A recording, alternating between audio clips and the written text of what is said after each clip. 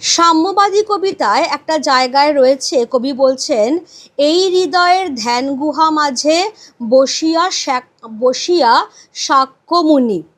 কেমন? এবার তারপরে বলছেন, ত্যাজিল রাজ্য মানবের মহাবেদনার ডাক শুনি। তোমাকে সেকেন্ড লাইনটা তুলে দেওয়া হলো ঠিক মাঝখান থেকে খাপ ছাড়া ভাবে।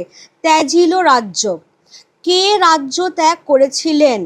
তুমি যদি ভালো করে কবিতাটা না পড়ো তোমার গুলিয়ে যেতে পারে, কারণ রামচন্দ্র রাজ্য ত্যাগ করেছিলেন, পিতৃসত্য রক্ষার জন্য হরিশ্চন্দ্র করেছিলেন, শাক্যদেবও করেছিলেন, আবার শাক্যমুনিও করেছিলেন। তাহলে বইতে কি রয়েছে? এই হৃদয়ের ধ্যান গুহা মাঝে বসিয়া শাক্যমুনি ত্যাজিল রাজ্য। তাহলে শাক্যমুনি, শাক্যমুনি বলতে আসলে বোঝানো হচ্ছে বুদ্ধদেবকে। বুদ্ধদেব সাধারণ মানুষের দুঃখ সহ্য করতে না পেরে রাজ্য ত্যাগ করে সন্ন্যাস ধর্ম গ্রহণ করেছিলেন। তাহলে শাক্যমুনি হচ্ছে বুদ্ধদেবের আরেকটা নাম। কেমন?